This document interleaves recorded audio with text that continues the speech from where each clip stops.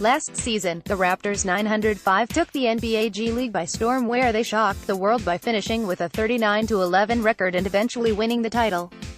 That impressive record was due to the wonderful combination of Jerry Stackhouse's coaching and a group of players that just fit wonderfully in the modern scope of pro basketball. In regards to that rotation, they had a slew of athletic wings like C.J. Leslie, Axel Toupane, Bruno Caboclo and E.J. Singler that can defend multiple positions.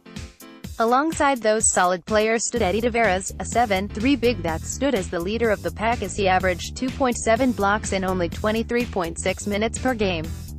Tavares' terrific production pushed us to name him as the Defensive Player of the Year for that 2016-17 season.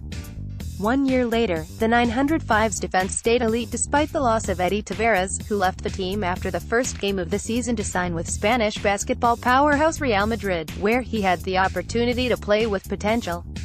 Despite Tavares being gone, the 905 stood as the best defense in the G League as they held teams to scoring 103.3 points per 100 possessions. Although the team was able to find some front-court help in the duo of Siobhan Thompson and Kennedy Meeks, the leader of the 905's defense was probably 6'5" guard Lorenzo Brown. Combined with maintaining a frame that's terrific for point guards, Brown brought that defensive IQ that comes from a player that has competed against pro competition since 2013.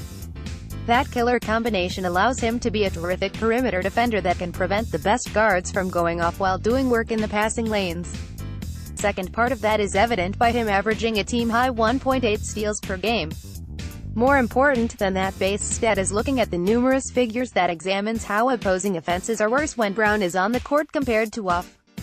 Per 100 possessions, opponents were more than 3 points worse when Brown was on the court, 100.9 points per 100, compared to when he's on the sidelines, 97.2 points per 100.